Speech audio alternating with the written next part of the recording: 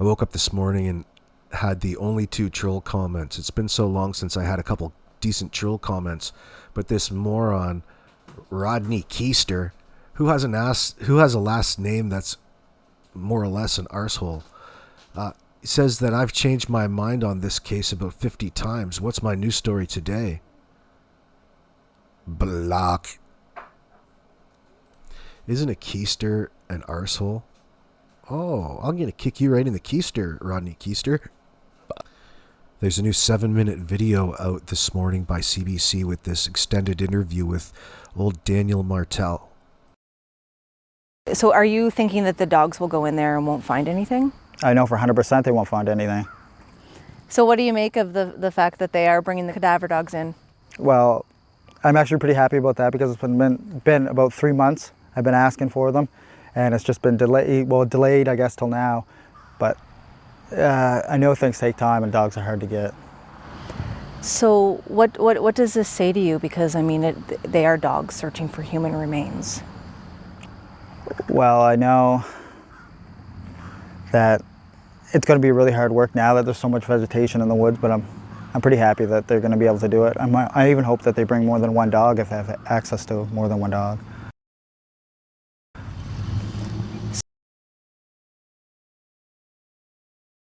Oh boy, what can we get out of that? Wow, Daniel. Just in that small first 7 seconds, even the sheer statement, I know for 100% they won't find anything. You know, Daniel's immediate and absolute assertion prioritizes certainty over the search outcome. He's framing the cadaver dogs as ineffective before discussing their purpose. This sets a defensive tone, Daniel, focusing on dismissing the search rather than expressing concern for Jack and Lily. His emphatic 100% is a potential leakage of overcompensation, suggesting underlying anxiety about what the dogs might find. Mike labeled it a huge giveaway, by the way. Nichi also observed it.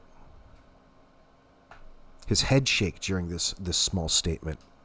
It indicates a non-verbal incongruence, potentially leaking doubt or guilt. The repetition of this phrase later reinforces his significance as a deliberate stance. I think they just played the same clip over though. But he's adamant. 100%, right? Daniel sidesteps the question's implication whether he expects remains to be found by focusing on certainty without explaining his reasoning. He avoids mentioning Jack and Lily on their possible fate, a pattern consistent with prior analysis, and even consistent with old Nichi over there and Mike. They all have umpteen conversations about the avoidance in all of his statements.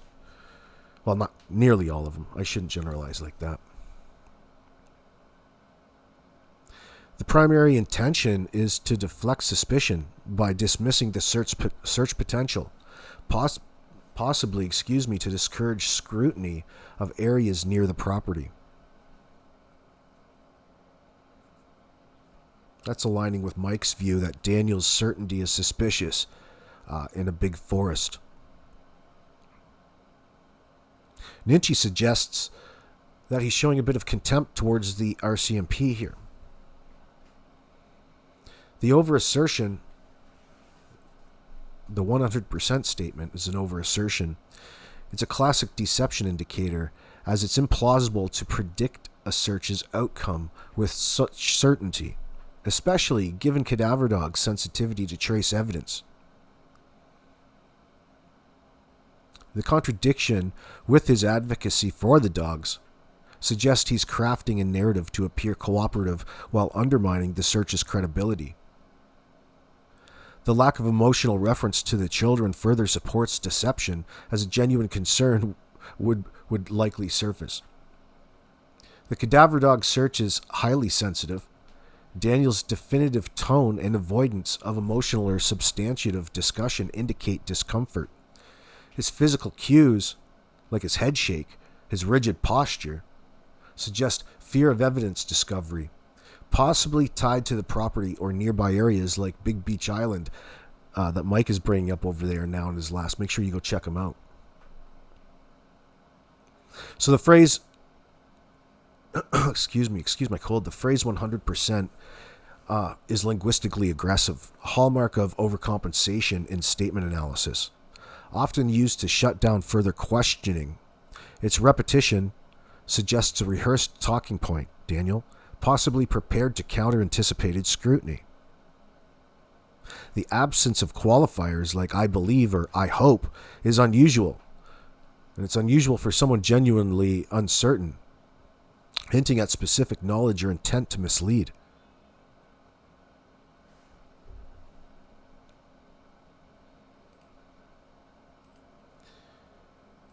Now, Daniel goes on to say, well, I'm actually pretty happy about that because it's been about 3 months. I've been asking for them, and it's just been delayed.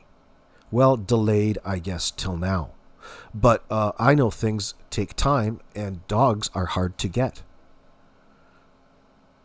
Daniel's prioritizing his proactive role, emphasizing his 3-month advocacy for cadaver dogs and the RCMP's delays, shifting focus from the search's purpose to his initiative and external obstacles.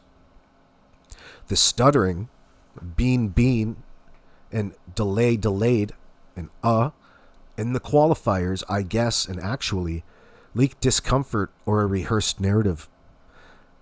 Mike makes mention of that, by the way. Dogs are hard to get, may leak an attempt to justify delays, possibly reflecting awareness that earlier searches could have been riskier for him.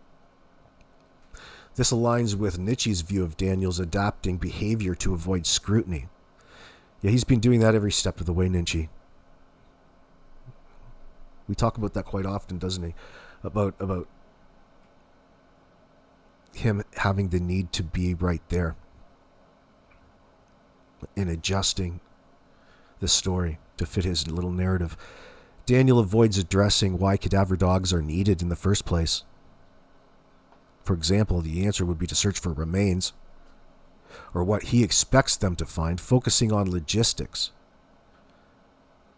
like the delays in the dog availability, rather than the children's fate.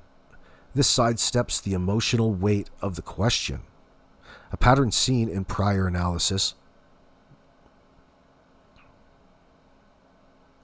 The intention is to portray himself as cooperative and frustrated with delays, deflecting suspicion by aligning with the investigation's goals. This mirrors his claim of being the only one doing media, aiming to bolster his credibility. The contradiction between advocating for dogs and claiming they'll find nothing is a strong deception indicator. The stuttering and vague, I guess, suggest he's fabricating or exaggerating his advocacy. Actually pretty happy is qualified, undermining genuine enthusiasm and hinting at a performative response. The cadaver dog topic is sensitive, as his focus on delays and logistics coupled with stuttering indicate discomfort with the search's implications. This may reflect fear of evidence or on or near the property, as speculated by Mike, Nichi, everybody else out here. So Daniel's stuttering and qualifiers suggest cognitive load, a common deception cue when somebody is constructing a narrative under pressure. The specific mention of 3 months may be an attempt to anchor his advocacy to a timeline, but its repetition with hesitations indicate that there's possible fabrication here, Daniel. I should say probable fabrication. The acknowledgement of delays could subtly shift blame to the RCMP, aligning with Nichi's observations of contempt. The lack of reference to Jack and Lily's names reinforce emotional detachment, a reoccurring theme throughout Daniel's camera time.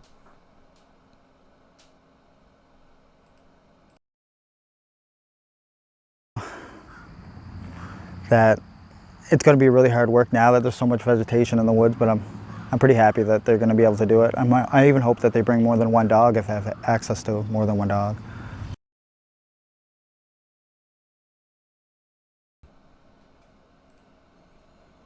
This statement.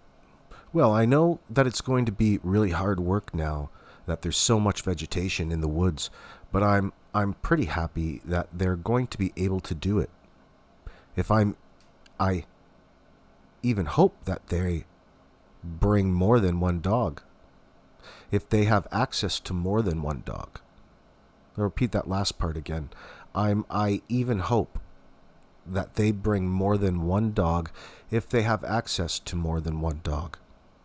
So Daniel prioritizes the search's difficulty due to vegetation and its qualified happiness, emphasizing process, like dog numbers and terrain, over outcomes or emotions. The focus on vegetation may leak concern about evidence detection.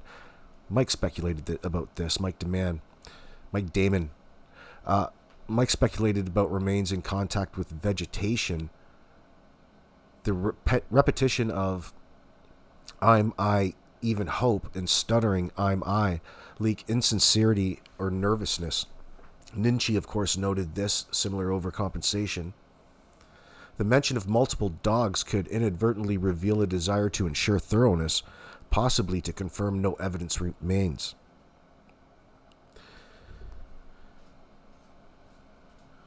Daniel avoids discussing what the dogs might find or his beliefs about the children's fate, sidestepping the question's implication about human remains.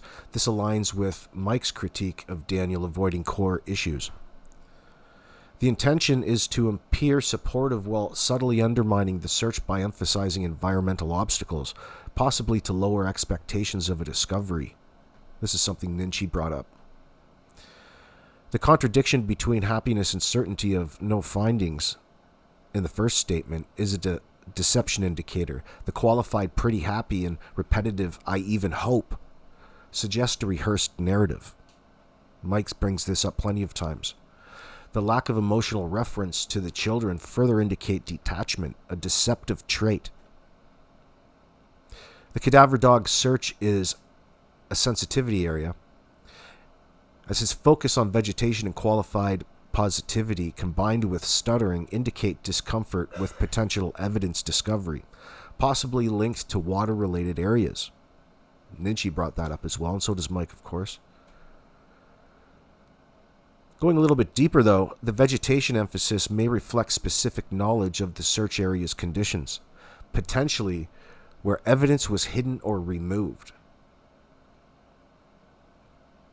The stuttering and repetition suggest Daniel is navigating a high-stakes question, aware that cadaver dogs can detect trace evidence even in dense vegetation. The call for multiple dogs could be a double-edged tactic, appearing cooperative while hoping a broader search dilutes focus on critical areas. The absence of Jack and Lily's names reinforces prior observations of emotional avoidance.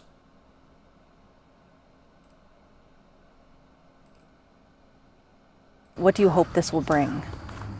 I would just like to see maybe the social media speculation theories and accusations, maybe they're not going to stop, but slow down, because at this point they're getting ridiculous.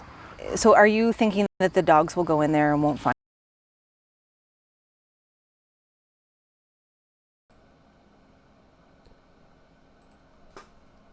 I would just like to see maybe the social media speculation, theories, and accusations.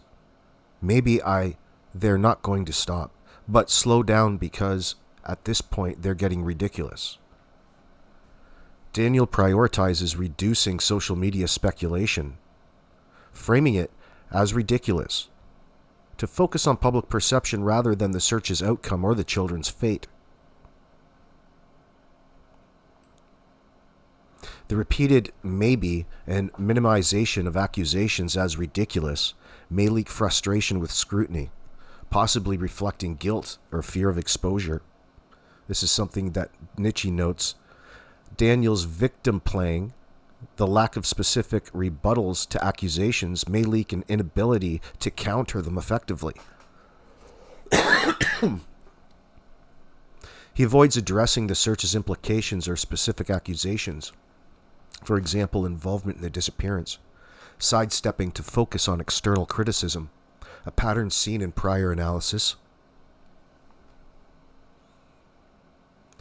The intention is to deflect blame onto social media users, portraying himself as a victim to avoid substantive questions about his role, aligning with Mike's view of Daniel's deflection.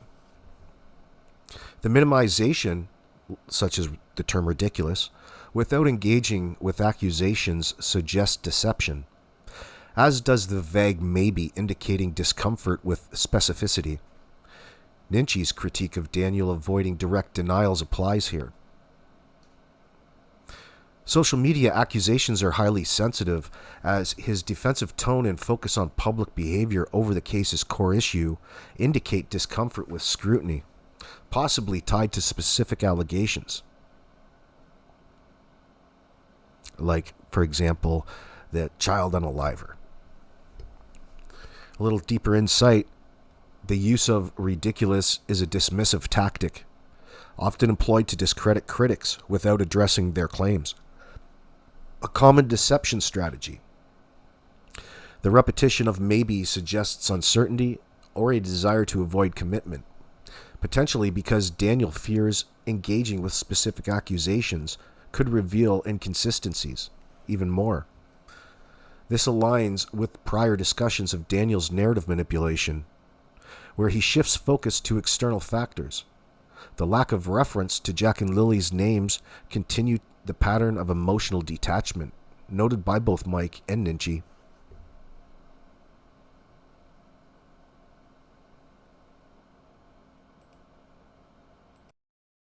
Find anything? I know for 100% they won't find anything. I mean, that's probably why they waited this long to do it. It's just to keep the public informed, I guess, that they're hard at work.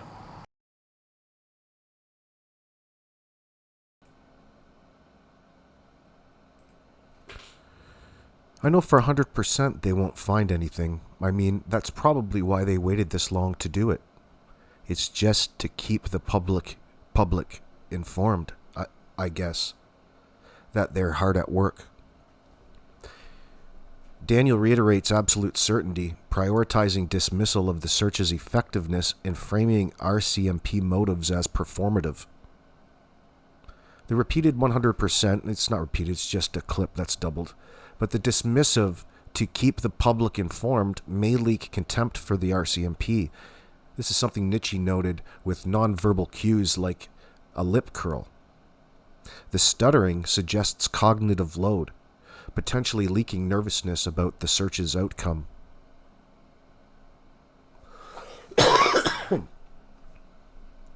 Excuse me. Daniel avoids explaining his certainty or discussing the children's fate, focusing on RCMP intentions to sidestep the search's implications. This is something Mike noted. The intention is to undermine the search's credibility, possibly to deflect suspicion from areas where evidence might be, aligning with something Nichi said, and she noted a view of contempt towards the RCMP, of course. The contradiction with this advocacy in over-assertion, as in the 100% statement, are deception indicators, as is the speculative probably and I guess, which weaken his narrative. The stuttering further suggests discomfort. The cadaver dog search and RCMP efforts are sensitive, as his dismissive tone and avoidance of outcome indicate a fear of evidence discovery, possibly linked to water-related areas. Mike? Now, going deeper, the repetition of 100% across statements 1 and 2 suggests a rehearsed talking point. I think it's just the way that they edited this particular video. They opened it up with a particular piece of a part later on. But nonetheless, it still matters. Possibly to preempt questions about the search's outcome, the dismissive tone towards the RCMP aligned with prior observations of Daniel's contempt.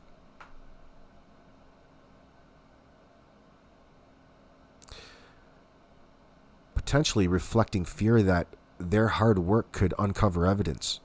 The stuttering indicates real-time stress, unusual for a confident assertion, and may reflect awareness of Cadaver Dog's capabilities. The Jack and Lily's names continue the emotional detachment pattern. The lack of Jack and Lily's names, contribute and continues the emotional detachment pattern.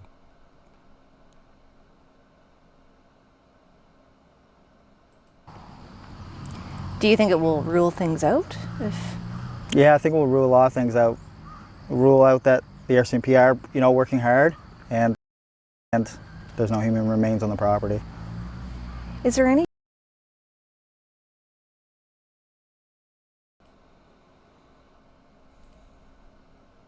Yeah, I think it all will rule a lot of things out. Rule out that the RCMP are, working hard and there's no human remains on the property. Daniel prioritizes the search's role in ruling out theories and affirming RCMP effort, focusing on the property's clearance rather than the children's fate.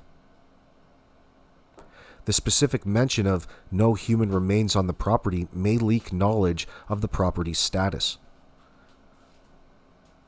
As Mike's speculation about evidence removal suggests, the casual may mask nervousness, indicating cognitive load. He avoids specifying what things are ruled out, sidestepping discussion of alternative scenarios of the children's fate, something that Nichi notes similar vagueness. The intention is to reinforce that the property is clear, deflecting suspicion from the household while supporting RCMP efforts to appear cooperative. The vague, a lot of things, and lack of emotional engagement suggest deception, as does the focus on the property. Without addressing broader possibilities, the phrase rule out the RCMP are working hard is syntactically awkward, potentially indicating a rehearsed or evasive response. The property's status is sensitive, as his specific focus on no human remains and avoidance of specifics indicate discomfort with scrutiny of the household. This is possibly tied to CPS concerns. Going a little deeper, the emphasis on no human remains on the property is notably specific, contrasting with the vague a lot of things. This could reflect a deliberate attempt to clear the household, particularly given prior CPS scrutiny. The awkward phrasing suggests Daniel is navigating a prepared narrative, possibly to preempt accusations about the property. The lack of emotional reference to the children aligns with prior observations of detachment.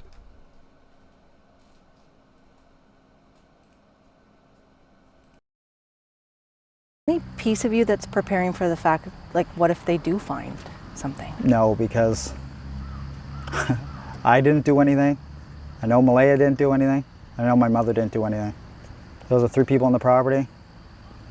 I mean, after the polygraph exams, they should have known right there. We didn't kill any of the kids, or we didn't kill the kids.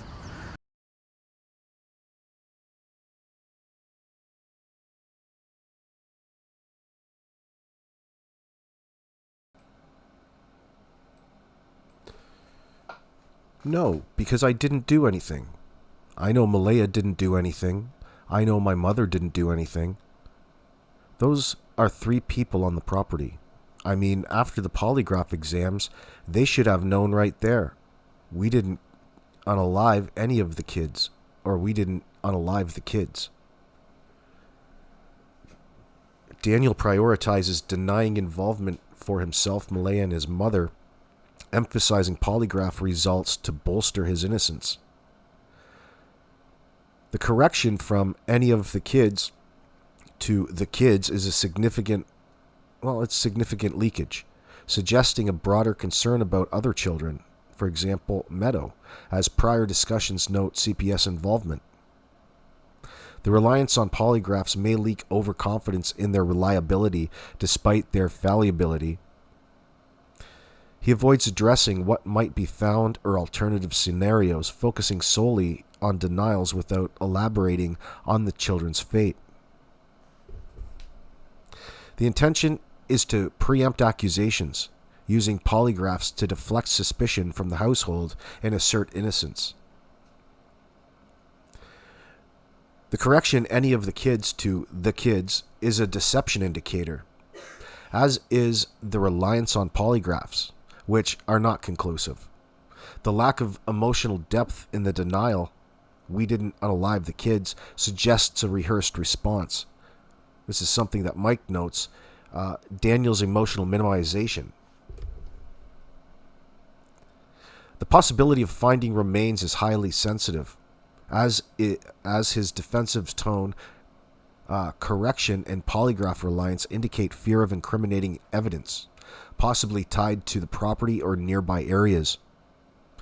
Going a little deeper, the correction from any of the kids to the kids is a critical linguistic slip, potentially revealing a subconscious concern about broader scrutiny, for example, the CPS reports of neglect or abuse. The polygraph exam, or the polygraph's emphasis is the polygraph emphasis is problematic. As their results are inadmissible in many legal contexts and subject to manipulation, suggesting Daniel may be leveraging their perceived authority to deflect. The specific naming of Malaya and my mother indicate a defensive perimeter around the household, but the absence of Jack and Lily names in the emotional context reinforces detachment. Why do you think that they're not possibly, why that they didn't possibly wander into the woods? Well, with the amount of resources that were used, and I mean, for everything from drones to helicopters to classified technology and all the searchers on the ground. I mean, searchers on bicycles. They did everything. On the pipeline, they took in ATVs and Argos and side by sides. They used everything they could.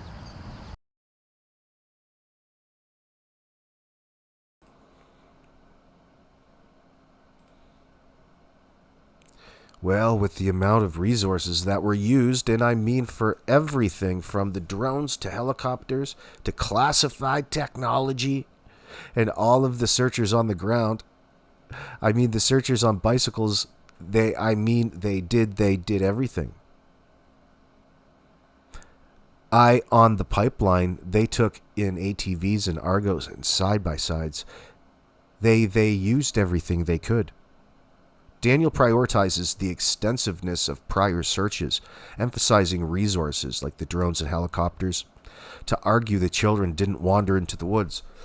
The repetitive they did everything, and specific mention of pipeline may leak overcompensation or knowledge of specific search areas. Mike's dismissal of the wandering theory suggests the pipeline reference could hint at a location of interest, possibly near water. He avoids discussing alternative scenarios like an abduction or foul play, focusing solely on search efforts to rule out one possibility without addressing others. The intention is to dismiss the woods scenario, possibly to steer the narrative away from areas where evidence might be, aligning with Nichi's similar dismissal. The overstatement, everything they could, and repetitive phrasing suggest deception, as does the lack of alternative explanations. The emphasis on search volume without results indicates a narrative to close off scrutiny. The woods scenario is sensitive, and his focus on prior searches without addressing other possibilities indicates discomfort with broader investigation, possibly due to proximity to the property or water-related areas. Going deeper, the detailed list of resources, like drones, bicycles, ATVs, and classified technology, suggests an attempt to overwhelm with specifics, a tactic to bolster his credibility while avoiding substantive discussions. The pipeline mention is intriguing, as it may align with prior speculation about evidence disposal near infrastructure or water. The repetitive "they did" indicates overcompensation, possibly to convince himself or others that no evidence exists. The lack of emotional references to the children continues the detachment pattern.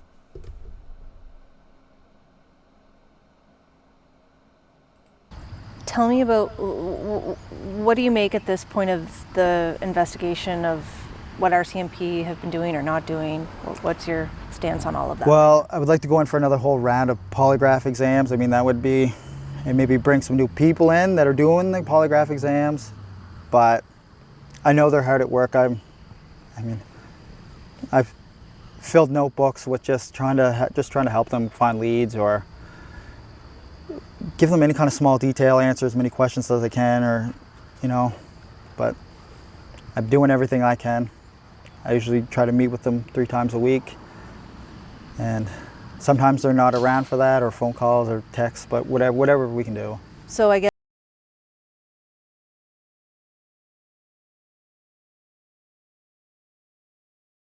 He did look a little nervous there, didn't he?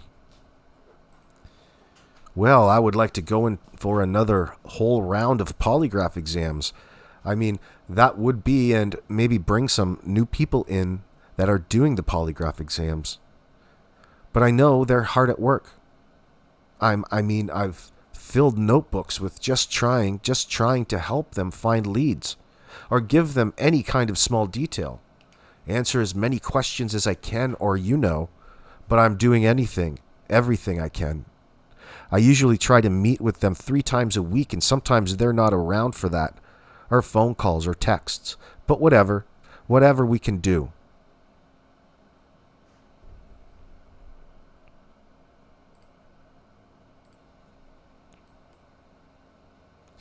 Daniel prioritizes his cooperation with the RCMP, emphasizing polygraphs, note-taking, and frequent meetings to portray diligence and transparency. The stuttering, just trying, and and vague, any kind of small detail, leak that his efforts may be performative. This is something Nichi brought up. She's noting similar overcompensation. The polygraph emphasis again suggests reliance on a fallible tool, potentially leaking overconfidence or desperation. I would think it would be desperation. You can tell he's scared. He avoids specifics about the leads or details provided, sidestepping the substance of his cooperation or the children's fate. The intention is to appear proactive and transparent, deflecting suspicion by emphasizing his efforts, similar to his media engagement claim. The repetitive phrasing, vague language, and stuttering suggest deception, as does the contradiction with his dismissal of the search's outcome. The claim of filled notebooks is unverifiable and grandiose, indicating possible fabrication. Nichi's critique of performative behavior suggests as well. His involvement with this RCMP is sensitive, as his overemphasis on cooperation without specifics indicate discomfort with scrutiny, possibly due to prior CPS issues. And going deeper, the repeated polygraph offer is a red flag, as it suggests Daniel is banking on a tool known for its limitations to clear his name. Potentially aware that polygraphs can be manipulated or inconclusive, the notebooks claim is a classic overstatement, lacking verifiable detail, and may be a tactic to appear helpful without providing substance. That's another pattern. The frequent meetings, like 3 times a week, could be exaggerated to bolster his cooperative image, but the qualifier, sometimes they're not around, suggest inconsistency, aligning with Nichi's view of Daniel's performative behavior. The lack of Jack and Lily's names continue the emotional avoidance pattern.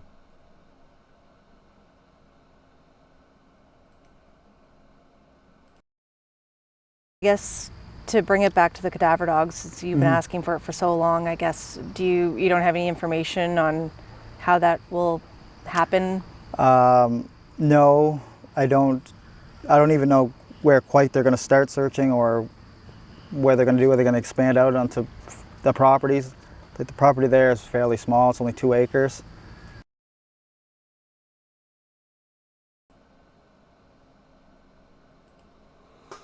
No. I don't even know where quite they're going to start searching or where they're going to do. Are they going to expand out onto the properties? Like the property there is fairly small. It's only 2 acres. Daniel prioritizes his lack of knowledge about the search's logistics, emphasizing the property's small size to downplay its significance. The specific only 2 acres may leak concern about scrutiny of the property, as Mike's speculation about evidence removal suggests. The stuttering, I don't, and where quite, and rhetorical question, are they going to expand, indicate cognitive load, potentially leaking nervousness about the search's scope. Excuse me. He avoids speculating on the search's outcomes or alternative locations, sidestepping the implications of expanding beyond the property. The intention is to minimize the property's relevance, deflecting suspicion from areas close to home, possibly to protect a specific location. Could be the Big Beach Island, Mike. The stuttering and vague, I don't even know where quite, suggest he's withholding information or feigning ignorance. Mike implies his knowledge. The rhetorical question is evasive, avoiding a direct answer. The search's scope, particularly on the property, is sensitive, as his hesitant tone and specific focus on size indicate discomfort, possibly tied to CPS scrutiny. Going deeper, the 2 acres specification is notable, as it's an unsolicited detail that may reflect a preemptive defense against property-focused searches. The rhetorical question suggests Daniel is probing the interviewer's knowledge, possibly to gauge how much is known about the search area.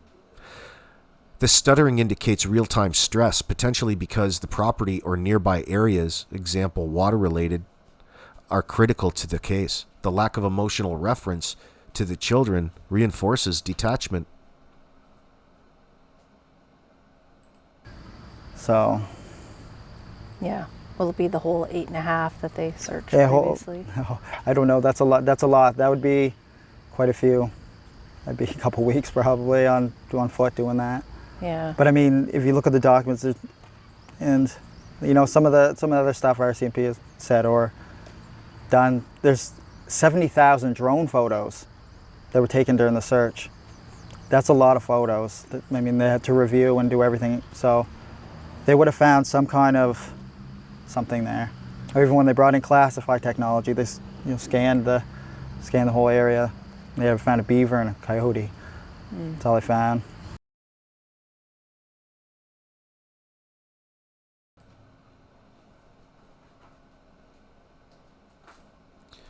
But I mean, if you look at the documents and you know some of the other stuff like RCMP has said or done, there's a 70,000 drone photos that were taken during the search. That's a lot of photos. That I mean, they had to review and do everything. So they would have found some kind of something there. Even when they brought in classified technology, they, scanned the whole areas. They found a beaver and a coyote. That's all they found. Daniel prioritizes the extensiveness of prior searches, emphasizing 70,000 drone photos and classified technology to argue no significant findings were made.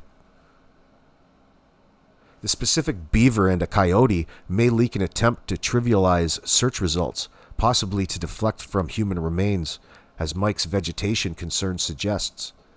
The repetitive some of the, and indicate cognitive load, potentially leaking nervousness about prior search areas.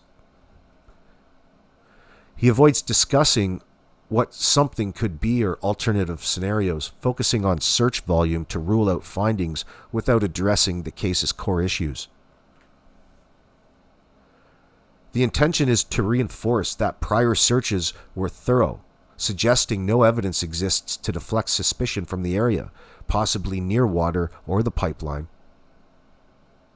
The overstatement, 70,000 drone photos, and trivialization of beaver and a coyote suggests deception, as does the lack of alternative explanations, aligning with Nichi's woods dismissal. The vague some of the other stuff indicates evasion.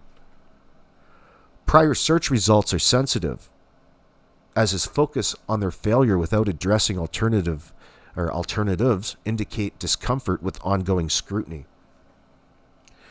Going deeper, the 70,000 drone photos is a hyper-specific figure, likely intended to overwhelm and convince, but its unverifiability suggests exaggeration. The beaver and coyote detail is dismissive, potentially a deliberate attempt to trivialize findings to close off the woods narrative. The classified technology reference is vague, possibly a bluff to sound knowledgeable, aligning with Daniel's pattern of narrative control. The pipeline mention from the statement connects to this, statement 8 earlier, suggesting a specific area of concern. So why do you think this step is necessary? Well, it just rules out one and brings the book a little bit closer to being closed. I mean, one chapter at a time.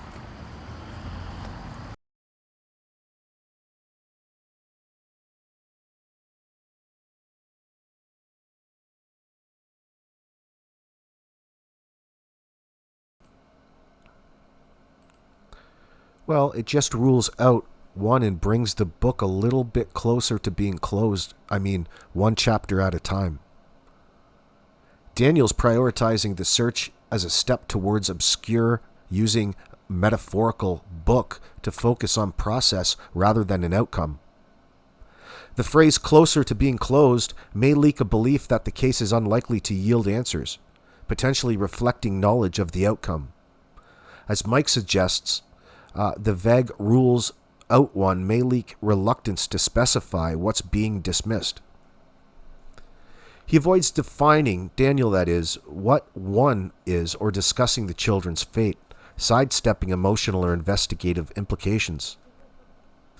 The intention is to frame the search as progress towards resolution, deflecting from personal accountability or evidence concerns. Nichi notes similar deflections, I believe. The vague rules out one and metaphorical language suggest deception by avoiding substantive discussion. The lack of emotional reference to the children indicates detachment, a deceptive trait. Case closure is sensitive, as his abstract language and avoidance of specifics indicate discomfort with potential findings. Going deeper, the book metaphor is a distancing tactic, framing the case as a narrative to be closed rather than a personal tragedy, aligning with Daniel's emotional detachment. The vague one word statement avoids committing to what's being ruled out, possibly because specifying, example foul play, woods, risks exposing inconsistencies.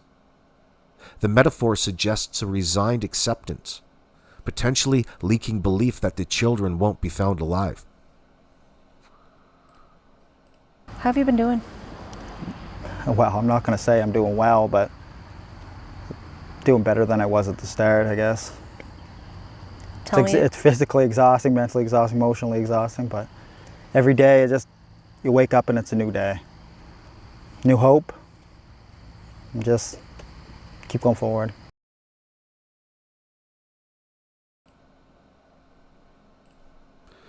Well, I'm not going to say I'm doing well, but doing better than I was at the start. I guess it's physically exhausting, mentally exhausting, emotionally exhausting, but every day you wake up and it's a new day, new hope, and just keep going forward. Daniel prioritizes his personal resilience, emphasizing exhaustion, physical, mental, and emotional, but framing it with generic hope and perseverance. The qualifiers, I guess, and generic new hope may leak in sincerity. As Mike critiques similar hope statements, the lack of specific grief for Jack and Lily suggests detachment, potentially leaking knowledge of their fate. He avoids specific emotions about the children, focusing on general exhaustion rather than personal loss. The intention is to garner sympathy by highlighting personal toll while maintaining a hopeful facade, deflecting from questions about his role or the children's fate.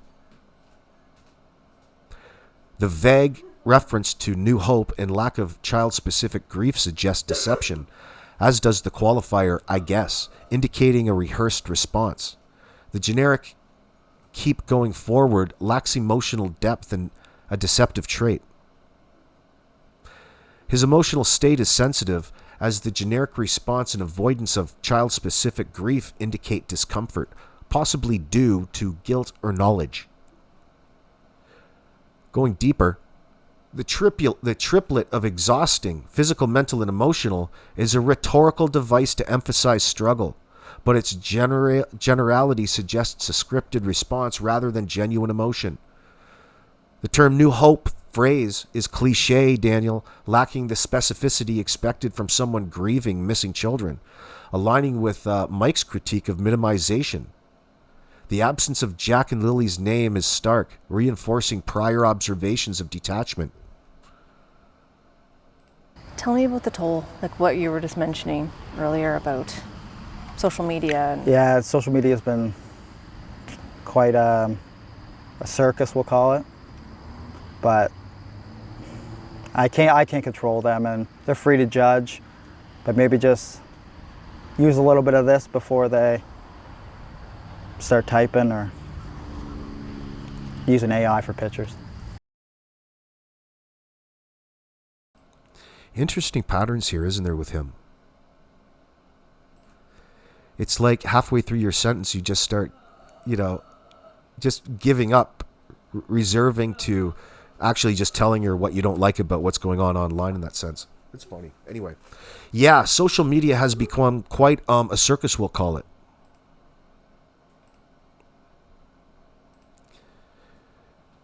But I can't control them, and they're free to judge. But maybe just use a little bit of this before they start typing or using AI for pictures. Like, what does that even mean, dude? Daniel prioritizes criticizing social media as a circus, focusing on public judgment rather than the case's substance. The dismissive circus reference and vague reference use a little bit of this, likely referring to judgment or restraint, may leak frustration with scrutiny, possibly reflecting guilt, as Nichi notes. The stuttering, like and I can't, suggests cognitive load again. Daniel avoids addressing specific accusations like the child unaliver or the children's fate, sidestepping to focus on public behavior. The intention is to deflect blame onto social media users, portraying himself as a victim to avoid substantive questions. Something Mike also noted. The minimization, using the term circus, and vague call for restraint suggests deception, as does the lack of engagement with accusations, aligning with Nichi's critique. Social media scrutiny is sensitive, as his defensive tone and stuttering indicate discomfort with public accusations, possibly due to their accuracy. Going deeper, the circus metaphor is a deliberate attempt to discredit critics, a tactic to avoid engaging with the specific allegations like involvement in the disappearance. The reference to AI for pictures is intriguing, possibly addressing manipulated images circulating online. This is something Nichi mentioned, indicating awareness of specific criticisms. Maybe she's talking about Justin's thumbnails. The stuttering suggests real-time stress, potentially because social media accusations hit close to the truth. Ding, ding, ding. I mean, we're coming up on, is it coming up to 5 months? Yeah, in the second, so yeah, it's less than 2 weeks. Like, did you ever imagine that we'd be here still talking about this? No. I thought with the amount of resources and amount of different units for RCMP working on it, everything from dive teams to canine units, and they've dedicated teams just for social media. They have a dedicated guy that just sits there and watches highway cameras.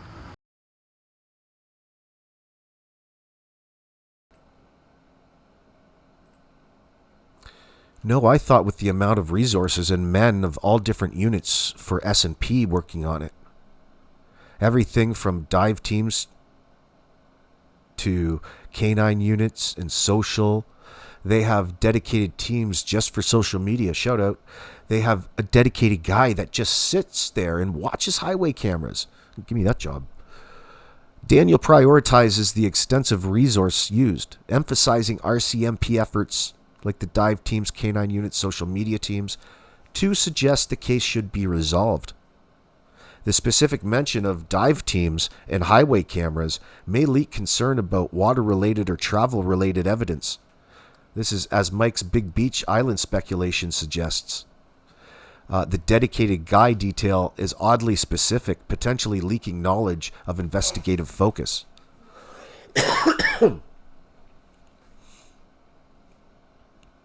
Daniel avoids discussing why the case remains unresolved or alternative scenarios, focusing on resources rather than outcomes.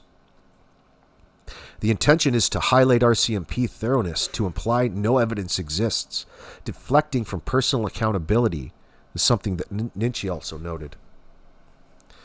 The overstatement, everything from dive teams to canine units, without addressing the lack of results, suggests deception, as does the specific highway cameras mention, which may be a bluff to sound informed. The unresolved case is sensitive to Daniel, as his focus on resources without results indicates discomfort with ongoing scrutiny, possibly tied to water-related areas. The dive teams, going deeper now, the dive teams reference is significant as it aligns with prior water-related speculation, potentially indicated Daniel's awareness of water as a critical area.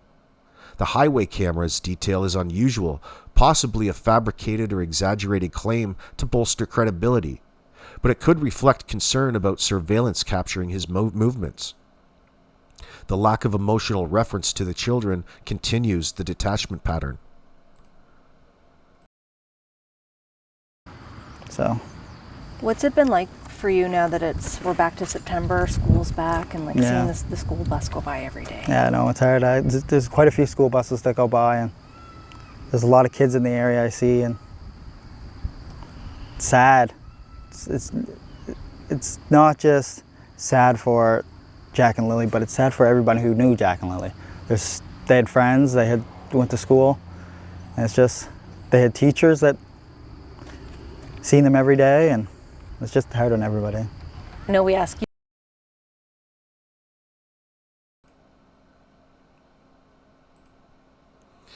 Yeah, I know it's hard. There's quite a few school buses that go by, and there's a lot of kids on the area I see, and sad. It's not just sad for Jack and Lily, but it's sad for everybody who knew Jack and Lily. There they had friends. They went to school. It's just they had teachers that seeing them every day, and it's just hard on everybody. Daniel prioritizes general sadness, extending it to everybody who knew Jack and Lily, rather than focusing on his personal grief. The stuttering of I and it's and past tense went to school may leak acceptance of the children's absence, as Mike argues. He knows what happened. The shift to others' sadness leaks difficulty focusing on the children, suggesting guilt or detachment.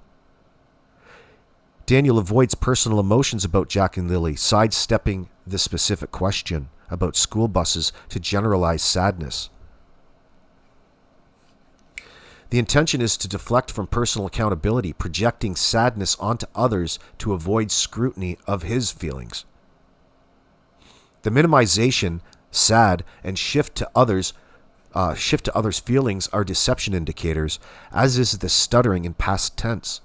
Aligning with Mike's critique, the lack of specific grief suggests a rehearsed response. The emotional toll of the children's absence is sensitive to Daniel, as his generalized response, stuttering, and past tense indicate discomfort, possibly due to knowledge of their fate. Going deeper, the past tense went to school is critical leakage, as it implies Daniel views the children as no longer present, aligning with Belinda's past tense usage. The stuttering and generalization suggest cognitive load as Daniel navigates a question requiring emotional authenticity. The focus on everybody mirrors a strategy to diffuse responsibility, a pattern in deceptive narratives. The mention of teachers may connect to prior CPS concerns raised by teachers, adding another sensitivity. You do this every single time, but why do you keep doing it? For Jack and Lily. I don't do this for myself because I'm going to see this online later and people are going to analyze it. Every time I move my hands, every time I open my mouth, every facial expression, they analyze everything right down to a T.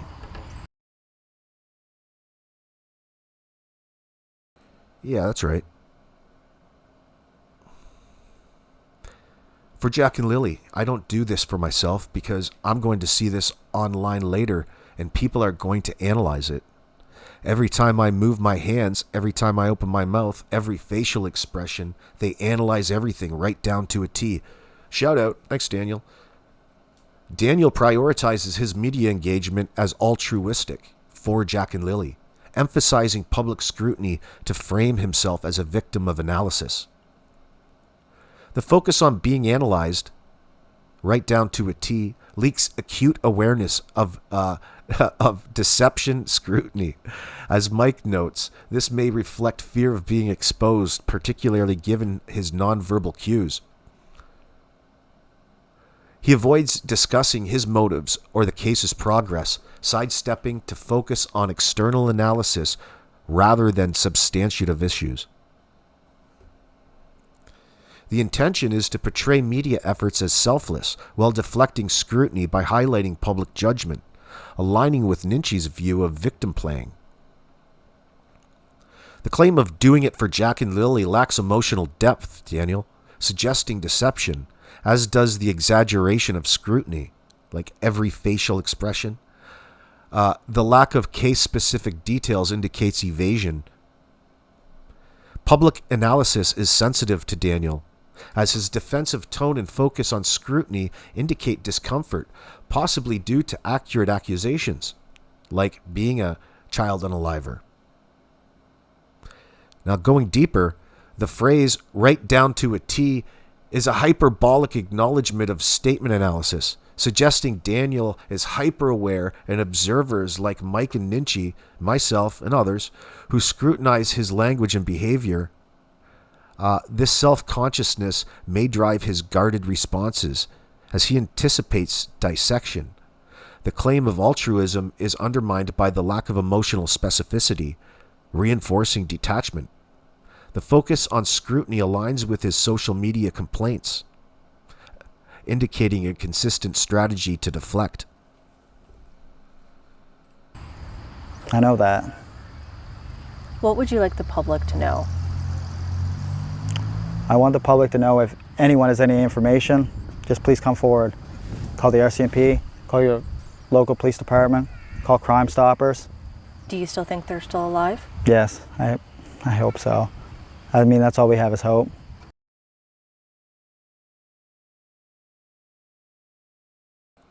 That's all we have is hope, is that right? Power of suggestion, perhaps.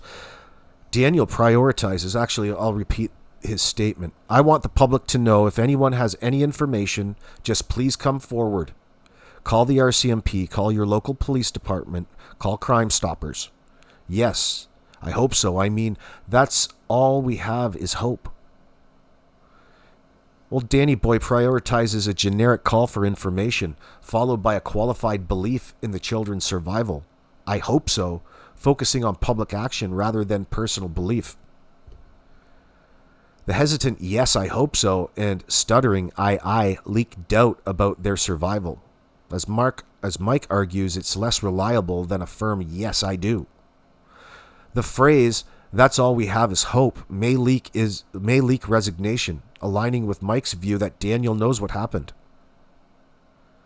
Daniel avoids elaborating on what information he seeks or why he hopes they're alive, sidestepping a direct assertion of belief.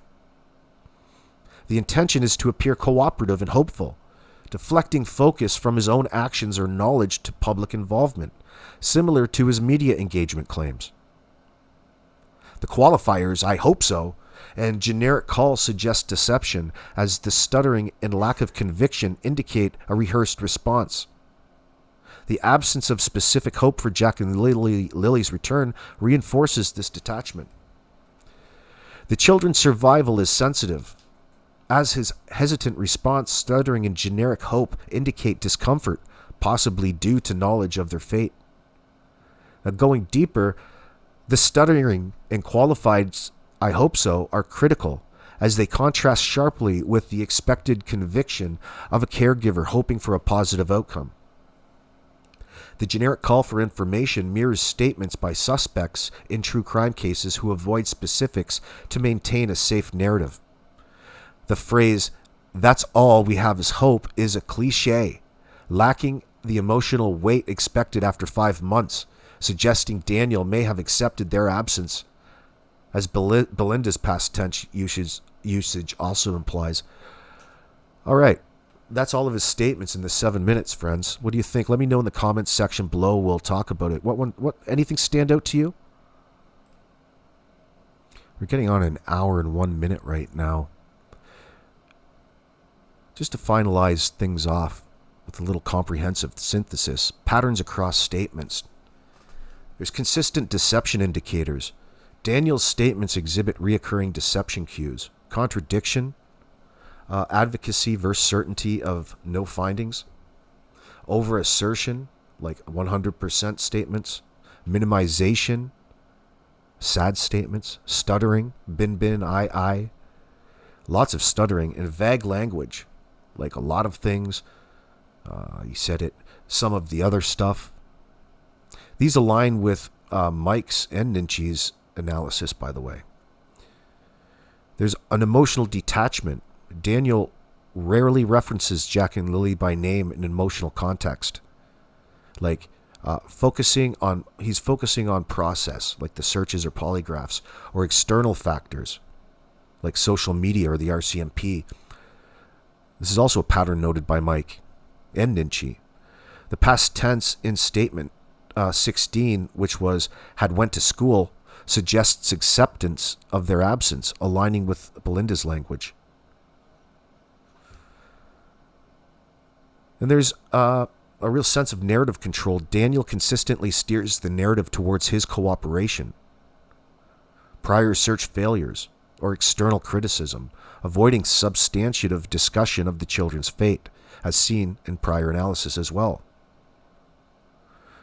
Speculative implications, property and water concerns, the specific reference to no human remains on the property and 2 acres, combined with prior mentions of water, suggests Daniel may be concerned about evidence in or near the property, possibly linked to Big Beach Island or the pipeline. Mike's speculation about vegetation removal is conjectural but plausible given Daniel's vegetation focus. Oh, that's confusing. CPS and household dynamics, the unsolicited mention of Malaya and his mother, and prior CPS scrutiny indicated defensive stance about the household, potentially reflecting guilt or fear of exposure related to neglect or abuse allegations. The repeated polygraph offers suggest a strategic reliance on a fallible tool, possibly to deflect suspicion, but their fallibility undermines Daniel's credibility.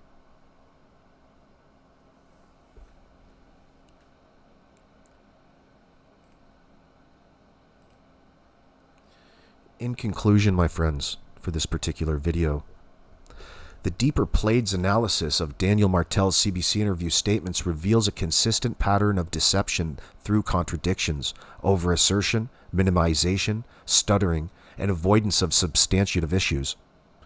His prioritization of cooperation, dismissal of search outcomes, and deflection to external factors like social media or the RCMP suggests an intent to control the narrative and evade scrutiny. Leakages like stuttering, specific references like the property or vegetation or like pipeline, and hesitant hope indicate potential knowledge or guilt, particularly regarding the property or water-related areas. The emotional detachment and lack of child-specific grief align with prior analysis.